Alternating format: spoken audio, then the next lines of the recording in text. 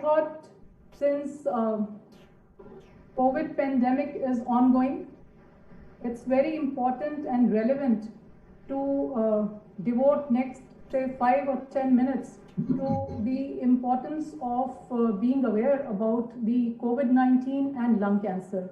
COVID-19, and we are dealing with lung cancer. So the patients are obviously at high risk of complications, either directly or indirectly. And while treating a patient with lung cancer, we have to balance this risk of COVID-19 against the risk of the disease progression. So I have taken into consideration the ESMO guidelines, the NCCN guidelines, and the guidelines published by ASCO in the Lancet this year in April. The ASCO has come out with a tiered approach in dealing with lung cancer patients during the COVID-19 pandemic. And what it says is that we must prioritize our patients into 3 categories: high priority patients, medium priority, and low priority. So lung cancer patients will get qualified as high priority patients if their condition is immediately life-threatening, if they are clinically unstable, and if the magnitude of benefit qualifies the intervention as of high priority, leading to significant improvement not only in survival but also in quality of life. Now the patient's outpatient visits also need prioritization. So the patients visiting our OPD with a new diagnosis or suspicion of invasive lung cancer by being symptomatic with dyspnea, pain, hemoptysis, or having a suspicion of clinical stage 2, 3, or 4, and requiring visits for treatment of lung cancer are put in the high priority category. Similarly, we have to prioritize the patients for imaging as well. So the patients with significant respiratory symptoms attributed to lung cancer, patients requiring the staging workup for lung cancer, patients who have biopsies required for suspicious nodules or lung masses also are put in the high priority category. And if we have to evaluate a patient in terms of response assessment while he is on active treatment, that patient is also of high priority. Now, as medical oncologists, we need to prioritize patients based on their stage also.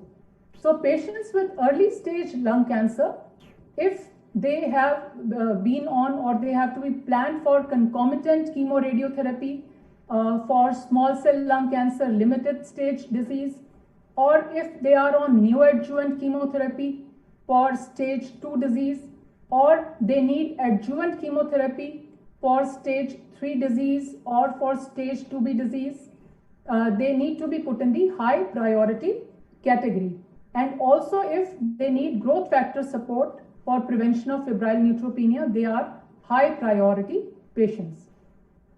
Patients with locally advanced lung cancer, if they need concomitant chemoradiation, again for small cell lung cancer, they are high priority.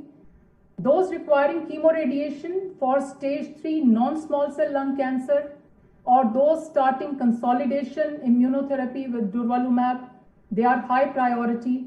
And patients with stage 3 NSCLC requiring neoadjuvant chemotherapy are high priority patients.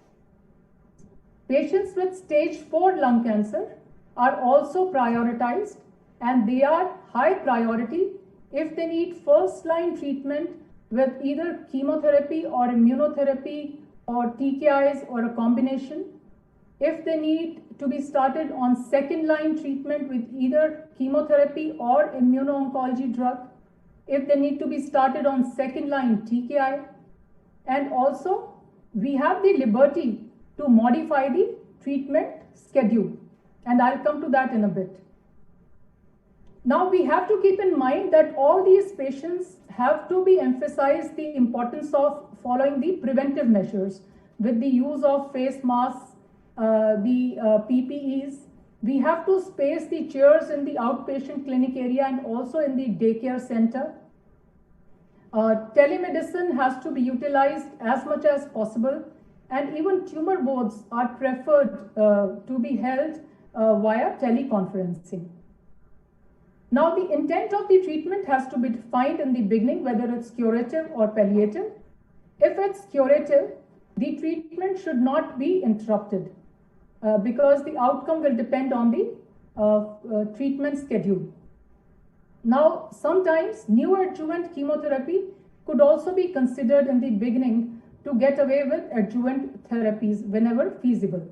And the growth factors have to be used judiciously and more liberally in COVID-19 scenario. Now, if it's metastatic lung cancer, we could consider treatment interval prolongations or deferring the dose as is deemed right. Also, oral therapies can be preferred over intravenous chemotherapies whenever appropriate, such as use of oral etoposide or say temozolomide, etc. Now, immunotherapy requires more intense infusion therapies and more frequent visits, and there are recommendations now for extended interval immunotherapy. We can also extend the interval of supportive drugs like zoledronic acid, giving it every 3 months instead of every month. Coming to immunotherapy interval alterations, I have listed here the approved interval alterations. So atezolizumab can be given in 1680 milligram dose every 4 weeks in small cell lung cancer. Durvalumab has recently been approved in a fixed dose of 1500 milligrams every 4 weeks for small cell lung cancer. Pembrolizumab, the interval can be increased to 6 weeks by doubling the dose to 400 milligrams. And similarly, nivolumab can also be given at increased interval of 4 weeks. So while treating these patients, it's very important to therefore keep all these things in mind and be careful of not only the risk of COVID, but also of lung cancer disease progression. So I would request the experience sharing from other senior medical oncologists at their center as regards COVID-19 and lung cancer. Maybe we could start with Dr. G.S. Bhattacharya. Can we have your experience, sir? Dr. G.S. sir? Dr. Hemant, can we hear your experience?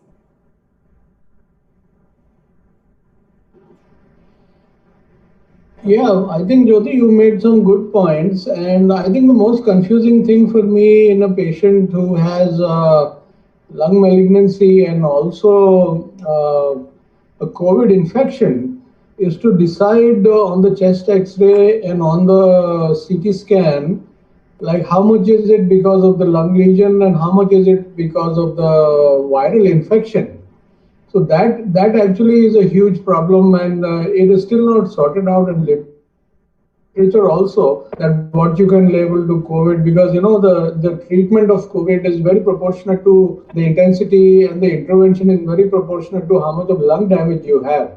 So that is an issue. One more issue which I think is important, which we face on a daily basis, is when you're doing the triage of a patient, the patient has cough, the patient sometimes has lower respiratory bacterial infection, fever. The patient also has a low SpO2 because of his lung malignancy. Then again, when he is entering your OPD and there is a technician outside doing the triage, it is difficult to then decide whether this patient should go to the COVID OPD or should he be permitted entry into the oncology OPD. So those are my thoughts. Right. Can I make my comments? Yes, sir, please. Dr. G. There are a couple of issues that I would like to point out. Hemant has rightly pointed out a few of them. That one, lung cancer does present with cough and fever. So that becomes an attitude of triaging the patient to certain things. Now, assume that a patient is COVID negative and you have started treatment. My worry is with immunotherapy causing a hyperprogression or even causing a pseudo hyperprogression, which on a scan may look like an infective issue. And at the same time, we have the COVID raging. And the fear psychosis, which is also there, that 30% of COVID patients would be negative for. the PCR antigen. So that becomes a major issue.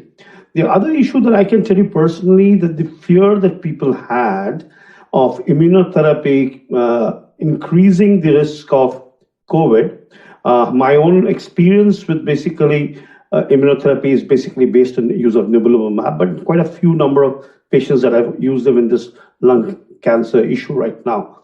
I really haven't had any problem for that. The other thing that I really want to bring forth is that, you know, when you are treating lung cancer, if he needs the treatment, give it to him. Don't shy away because of COVID. If he doesn't need the treatment, don't overtreat him because you can run into serious trouble. And yes, be pragmatic. If it's a 4-week, you can give a drug, give it in 4 weeks. If you can give a, like I'm using cisplatin etoposide, where I would give cisplatin on day 1 and put the etoposide by mouth for small cell carcinomas right now, rather than keeping them for 3 days in the hospital. So that's another alternative. And we know that's an accepted alternative. So we have the issues that we have to be very pragmatic and decided. But the time, Jyoti, you know, I would say right now is, like, you're taking our advice, let's collate. Like, I have 3 patients who had COVID while on therapy after the second cycle. How did they fare? I had patients who came out of COVID and then we have treated and are doing well. So if we can collate our data, we actually have a reasonable number of patients, I think, so where we can put forward some sort of thing, a 1-page question, no? And then a write-up, a reasonable place for publication. I think we go a far way. Thanks, Jyoti.